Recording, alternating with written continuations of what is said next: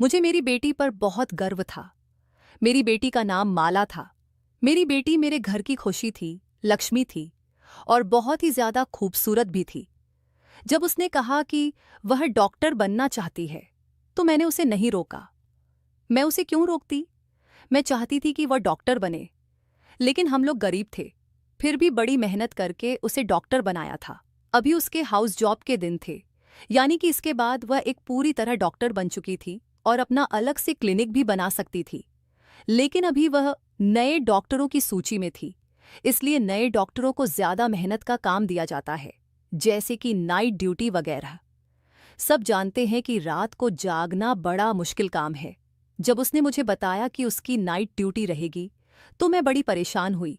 मैंने कहा कि जब तक तू घर नहीं आएगी, बेटी, मैं परेशान रहूंगी।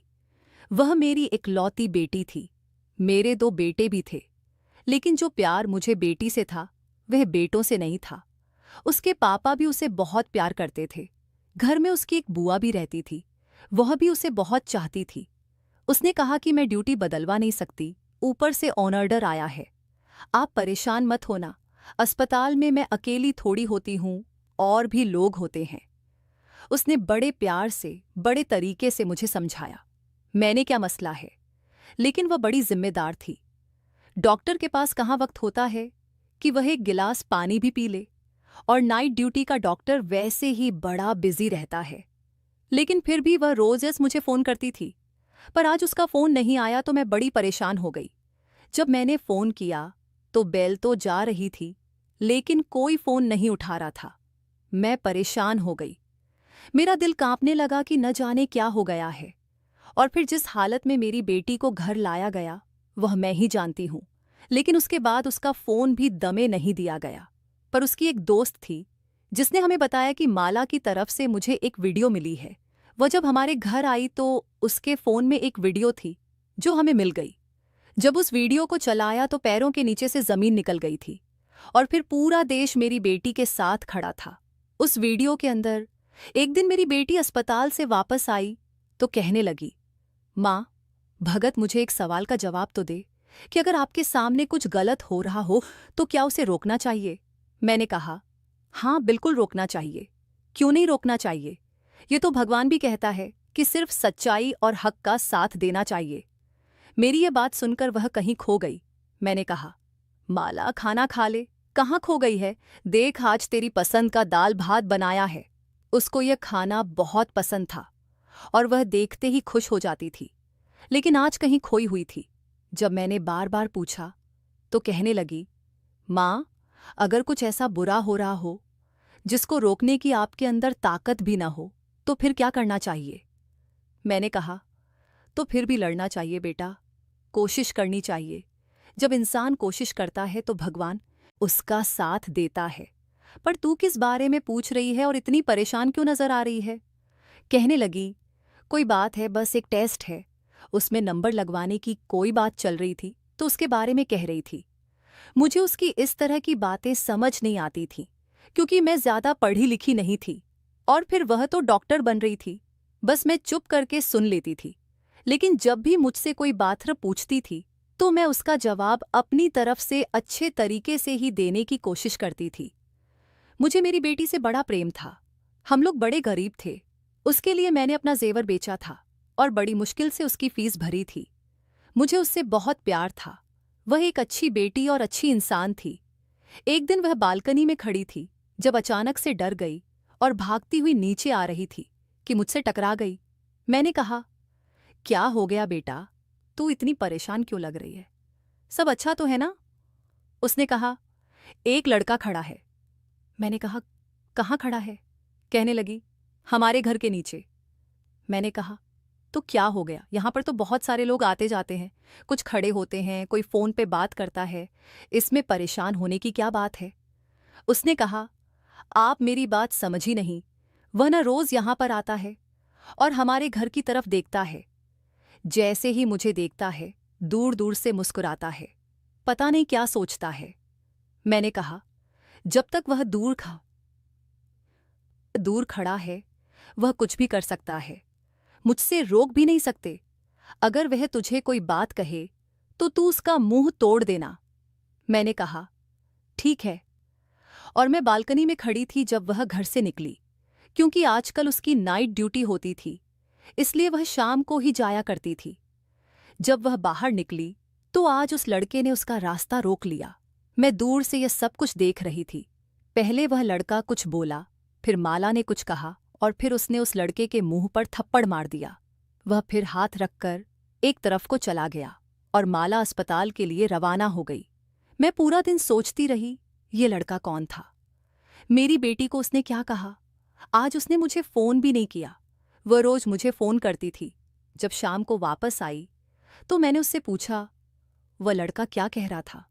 कहने लगी, तो वे बुरा लड़का नहीं है। मैंने कहा, बुरा लड़का नहीं है तो फिर तूने उसे थप्पड़ क्यों मारा?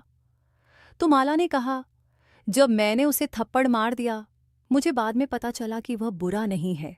वह अस्पताल में किसी औरत के साथ आया था। तब से उसने मुझे देखा था। कहता है कि आप मुझे बहुत अच्छे लगते हैं। उसने यह बात बड़ी इज्जत से की थी, वरना किसी और तरह से भी कह सकता था। लेकिन उसने तो मुझे गुस्सा आ गया और मैंने उसके मुंह पर थप्पड़ मार दिया। लेकिन जब मैं जा रही थी तो उसने पीछे से ऐसी बात की कि मैं हैरान रह गई। मैंने पूछा, क्या बात की? तो कहने लगी, माँ, उसने कहा था कि चाहे तुम मुझे रोज एक थप्पड़ मारो, मैं फिर भी रोज तुम्हें देखने के लिए यहां आऊंगा, क्योंकि जब तक मैं तुम्हें देखूं नहीं, मेरा दिल नहीं गुजरता। ऐसी बात तो कोई वही कर सकता है ना, जो आपको सच्चा प्रेम करता हो। मैंने कहा, तू भी कितनी मासूम है। तूने एक पल में यह अंदाजा कैसे लगा लिया कि वह सच्चा प्रेम करता है?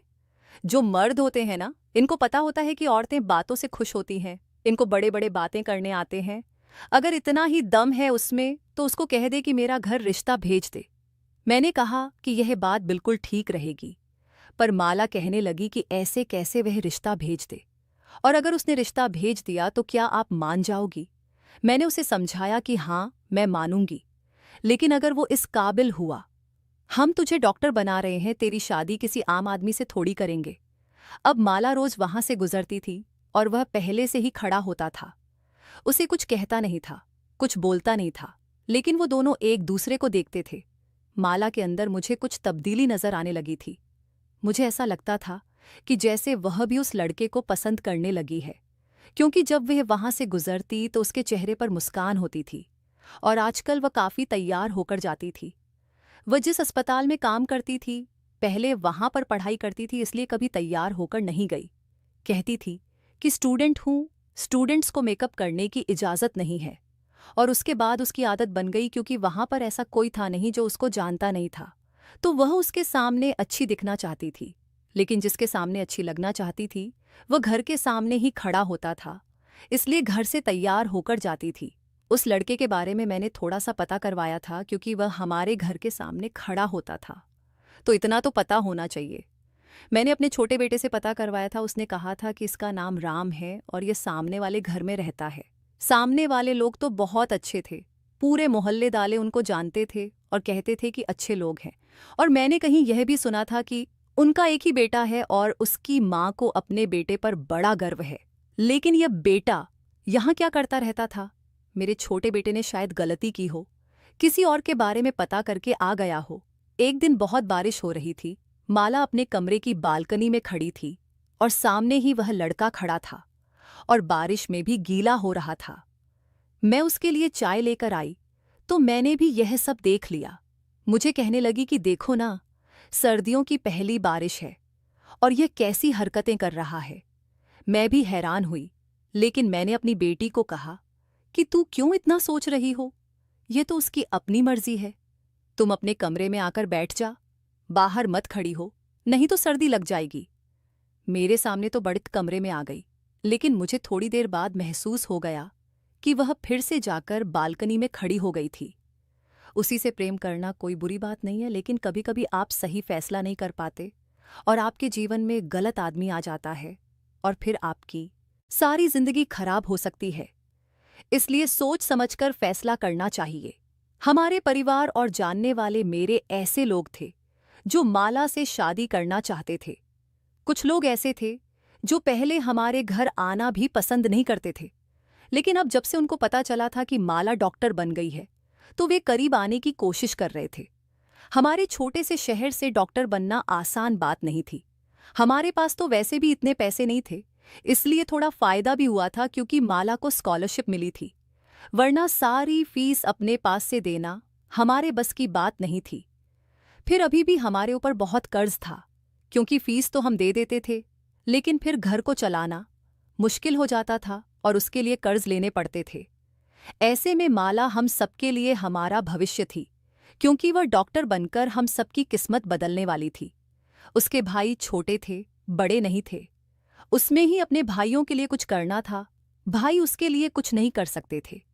इसीलिए मैं अपनी बेटी को बहुत संभाल कर रखना चाहती थी, और यह भी चाहती थी कि उसका जीवन साथी अच्छा इंसान बने, जो उसको हमसे दूर नहीं बल्कि माला से बहुत ज्यादा प्रेम करे। माला बहुत अच्छी इंसान थी, वह किसी का भी दिल जीत सकती थी, लेकिन सामने वाला भी तो इस काबिल होना चाहिए। एक दिन वह मुझे कहने लगी कि माँ, मुझे आपसे बड़ी ज़रूरी बात करनी है, जो मेरे बारे में है, मेरे भविष्य के बारे में है, मेरे जीवन साथी के बारे में है। मैंने कहा कि हाँ, बोल, तुझे क्या बात करनी है। और मुझे समझ आ रहा था कि क्या कहने वाली थी। लगता है राम ने उसके दिल में जगह बना ली थी और मुझे ये कहने वाली थी कि राम के घर वाले रिश्ता लेकर आएंगे तो आप बात कर लेना। लेकिन बताने से पहले उसने मुझे कहा कि माँ, मेरे दिल में हमेशा जो जगह आपकी और पापा की और मेरे भाइयों की है, वह किसी की भी नहीं है। और मैंने जो बात करनी है वह यह है। वह बोलने लगी कि उसको अस्पताल से कॉल आ गई।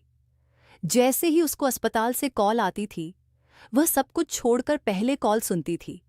कहती थी कि हो सकता है कोई इंसान तकलीफ में हो, इसलिए मुझे बुला रहे हो, मुझे देरी नहीं करनी चाहिए। वही बात ठीक है, अस्पताल से कॉल थी। वैसे तो उसकी नाइट ड्यूटी थी, लेकिन वह डे ड्यूटी के लिए भी बुला रहे थे। शायद कोई डॉक्टर छुट्टी पर चली गई थी।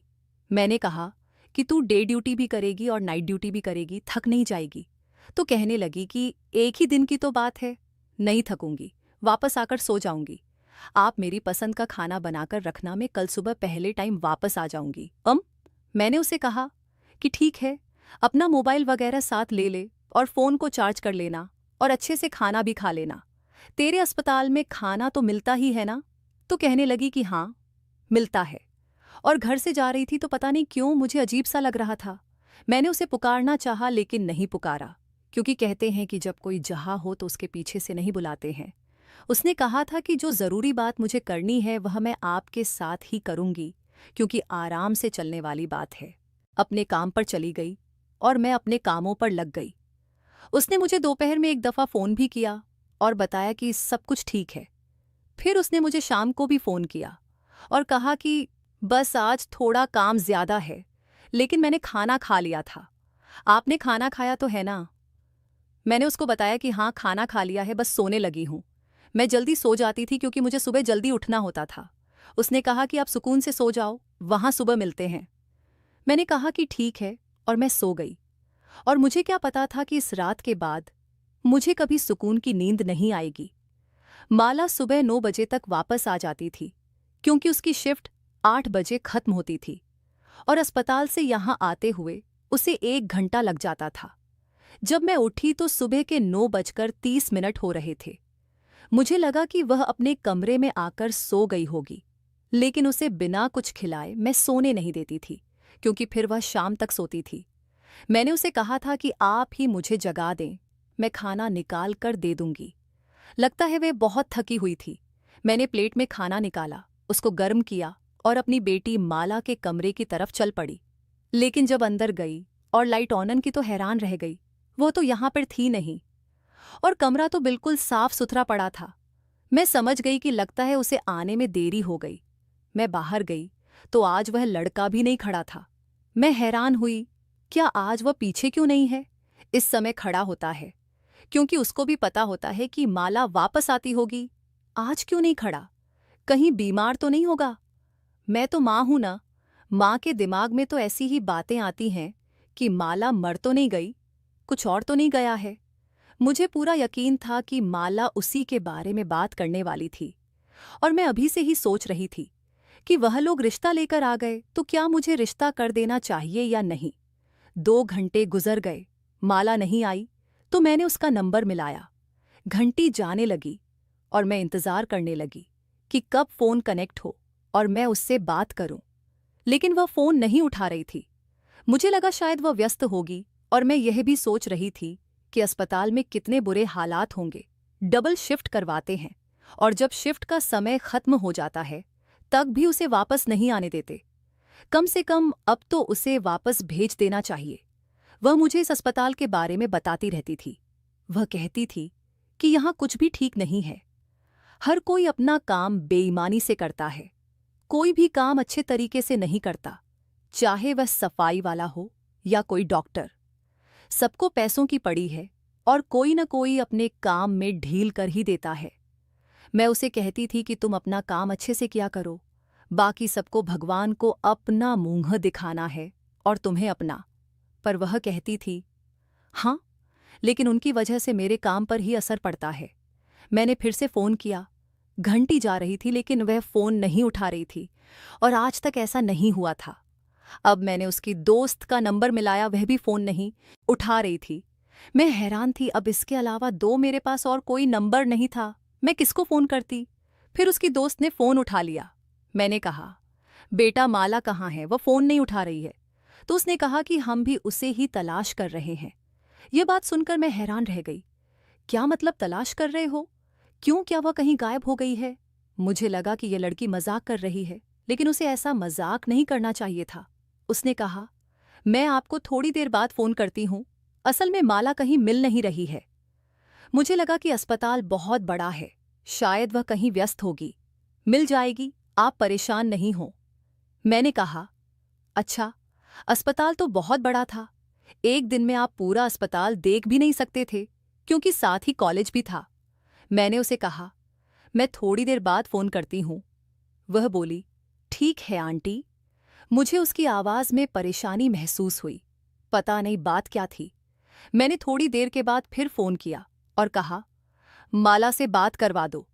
तो उसने कहा, आंटी बात ऐसी है कि वह मुझे अभी तक मिली नहीं है। और अभी वह यह बात कह ही रही थी कि अचानक से उसके मुंह से चीख निकल गई। हाय, क्या हो गया? उसने मुझे कहा, आप जल्दी यहाँ आ जाए।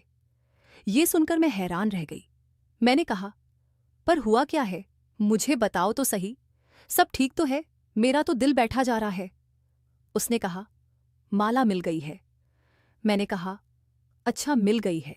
कैसी है वह? जरा मेरी बात करवा दो। तो कहने लगी, बात नहीं करवा सकती, बस आप अस्पताल पहुंचिए। जब मैंने पूछा, क्योंकि मुझे ठीक से समझ नहीं आया था, तो वह रोते हुए कहने लगी, अब बस आप आ जाइए आंटी। मैं अभी सोच रही थी कि अगर यह लड़की मजाक कर रही है तो मैं उसे कभी माफ नहीं करूंगी। मेरे दोनों बेटे घर पर नहीं थे। मैं घर से निकली, सामने राम भी नहीं खड़ा था। मैं तुरंत अस्पताल के लिए निकल पड़ी। रास्ते में भी अपनी बेटी को फ़ोन कर रही थी। अगर वह मिल गई थी तो मेरा फ़ोन क्यों नहीं उठा रही थी? क्योंकि बेल तो जा रही थी। ऐसा तो नहीं था कि उसका फ़ोन बंद हो गया था। फिर फ़ोन क्यों नहीं उठा रही थी? मैं अस्पताल पहुंची तो वहां पर अजीब सा माहौल लग रहा था। अस्पताल में भीड़ तो होती ही है। बाहर कोई एम्बुलेंस खड़ी होगी, कोई रो रहा होगा, कोई चिल्ला रहा होगा, कोई बात कर रहा होगा।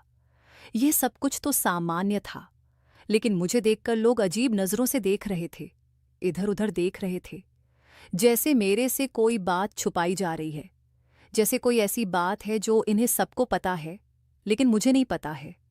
मैं परेशान तो थी, पर मैं कभी कभी यहाँ आती थी।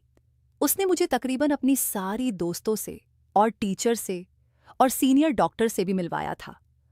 मैं रिसेप्शन पर गई और मैंने कहा, तुम्हारा इस टाइम कहाँ होगी डॉक्टर माला? तो उसने कहा, आप दूसरी मंजिल पर चली जाएं, आपको पता चल जाएगा। ये बात भी अजीब सी थी। दूसरी मंजिल पर चली गई तो सामने ही उसकी दोस्त खड़ी थी और बहुत सारे लोग खड़े थे। अजीब सा शो डाला हुआ था, पांव रखने की जगह नहीं थी।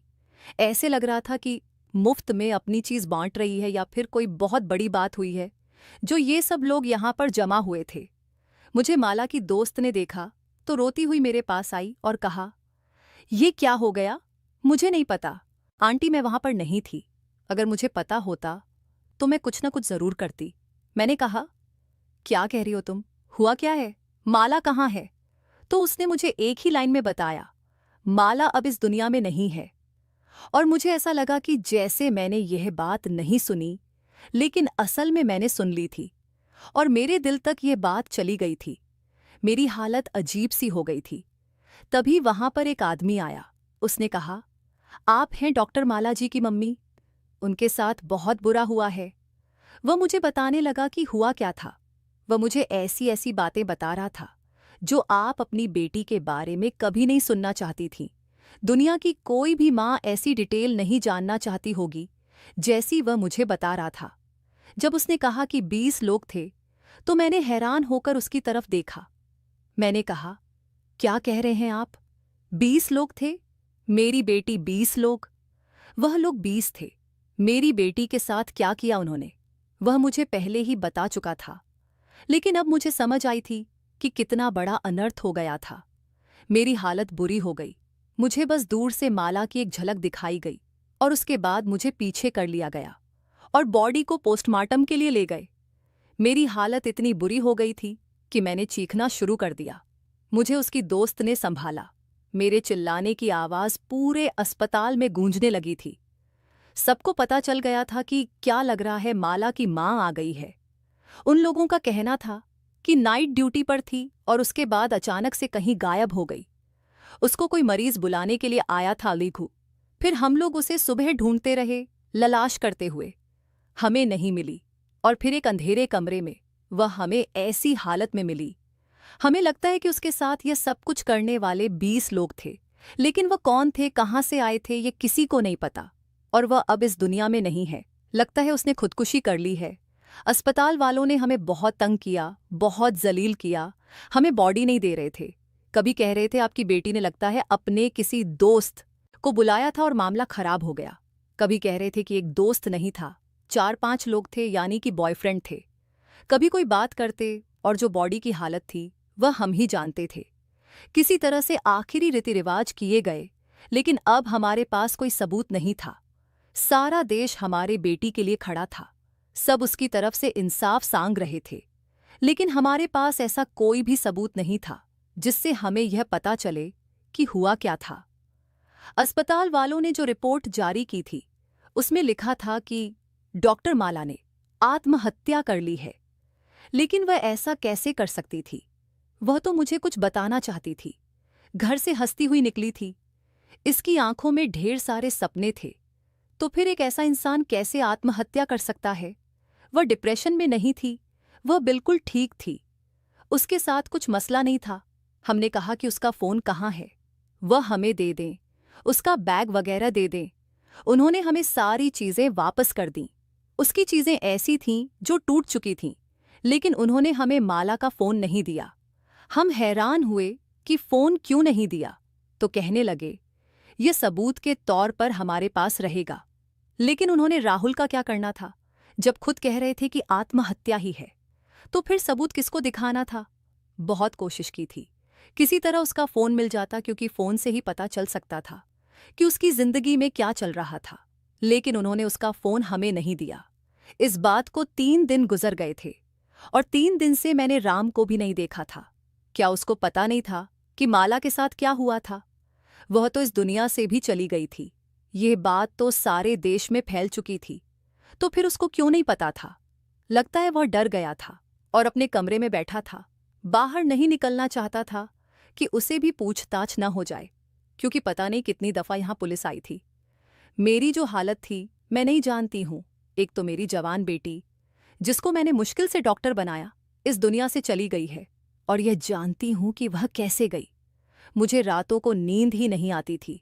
मैं पूरी पूरी रात रोती रहती थी। सब लोग इंसाफ मांग रहे थे, लेकिन जो मेरे साथ हुआ था वह कभी ठीक नहीं हो सकता। मेरी बेटी तो कभी वापस नहीं आ सकती। हमारे घर की लक्ष्मी, मेरी बेटी, इस दुनिया से चली गई। अब उसे कभी वापस नहीं आना था। इंसाफ मिलता तो किसको मिलता? एक माँ के लिए हिसाब क्या हो सकता है? क्या मुझे मेरी बेटी को ही वापस लाकर दे सकता था? 1 हफ्ता गुजर गया तो माला की दोस्त अचानक हमारे घर आई और उसने कहा कि मुझे माला की तरफ से एक वीडियो मिली है। उसने कहा कि शायद माला ने उसी वक्त यह वीडियो भेजी थी, लेकिन मैंने भी नहीं देखी थी। मैं बहुत व्यस्त हो गई थी, और डर भी गई थी, क्योंकि मुझे धमकाया गया था और कहा गया था कि अगर कुछ कहा तो अंजाम अच्छा नहीं होगा। उसने बताया, मेरे पास माला की आखिरी वीडियो है, इसके अलावा हमारे पास उसकी कोई याद नहीं है। वीडियो 45 मिनट लंबी है, मैंने अब तक देखी नहीं है, लेकिन मैंने सोचा कि आपको बताना जरूरी है। हमने तुरंत वीडियो को टीवी के साथ कनेक्ट किया ताकि सभी लोग देख सकें। सभी माला को देखना चाहते थे, लेकिन जब वीडियो देखी तो हम हैरान रह गए। ऐसा लग रहा था जैसे यह वीडियो उस पल की है जब वह सब लोग वहां से चले गए थे। माला की कसम खाकर कह रही थी कि वह जिंदा थी और उसने यह वीडियो बनाकर अपने दोस्त को भेज दी थी। शायद उसने इसे अपने अकाउंट से डिलीट कर दिया था, इसलिए उन लोगों ने अब तक हमसे नहीं पूछा कि क्या आपको कोई वीडियो मिली है या नहीं। उसकी हालत बहुत बुरी थी, उसके चेहरे से साफ झलक रहा था कि वह दर्द में थी। वह कह रही थी कि अस्पताल वाले कुछ बहुत बुरा कर रहे हैं, मुझे सब पता चल गया है, इसलिए उन्होंने मेरे साथ यह सब किया ताकि मुझे चुप कराया जा सके। मरीजों के साथ अच्छा नहीं हो रहा है, बहुत से बुरे काम हो रहे हैं अस्पताल में। थोड़ी और जानकारी देने के बाद उसने कहा, माँ, मुझे माफ़ कर देना और रात से भी कहना कि मुझे माफ़ कर दे। मैंने उससे शादी करने का वादा किया था और मैं तुमसे यही बात करने वाली थी, लेकिन अब मैं जिंदा नहीं बच सकूंगी, कोई मुझे नहीं बचा सकेगा। वह अपने भाइयों के नाम लेने लगी। परेशान नहीं होना और तुम लोग मेरा बहुत ख्याल रखना। आखिरी में उसने कहा, मैं तुम सबसे बहुत ज्यादा प्यार करती हूँ, तुम सब मेरे लिए बहुत खास हो। जहां भी रहूंगी तुम सबको याद करती रहूंगी, मेरे लिए उदास मत होना। यह वीडियो देखकर मेरा दिल बहुत दुखी हुआ। माला की दोस्त कह रही थी, इस वीडियो का कुछ न कुछ करके हम इंसाफ दिला सकते हैं। मैं फिर से इतने बड़े दुहक में चली गई थी। एक हफ्ते बाद हमें पता चला कि राम ने आत्महत्या कर ली थी। जब उसे पता चला कि माला के साथ इतना बुरा हुआ और अब वह इस दुनिया में नहीं है, तो उसने भी जहर खा लिया। उसने अपने आप को खत्म कर लिया। यह खबर सुनकर हमें और भी ज्यादा बुरा लगा। राम अपने माता पिता का इकलौता बेटा था, इसका मतलब कि वह माला से बहुत प्यार करता था। जब उसे पता चला कि माला इस दुनिया में नहीं है, तो उसने भी आत्महत्या कर ली। अब इस बात को 1 महीना होने वाला है, लेकिन असली मुजरिमों तक कोई भी नहीं पहुंच पाया है। सब लोग अपनी अपनी बातें कर रहे हैं, अपनी अपनी कहानियां सुना रहे हैं। मेरे पास बहुत से लोग आए हैं, मुझे तसल्ली दी है, कहा है कि सब ठीक हो जाएगा, लेकिन मुझे कुछ भी ठीक नहीं हो रहा है। आप लोग ही बताएं कि अब क्या करें। दिन पर दिन गुजरते जा रहे हैं और वह लोग जो इस सब के लिए जिम्मेदार हैं अभी तक पकड़े भी नहीं गए। आपको क्या लगता है कि माला को इंसाफ मिल जाएगा? दोस्तों, वीडियो कैसा लगा कमेंट करके ज़रूर बताएं। वीडियो को लाइक और चैनल को सब्सक्राइब ज़रूर करें।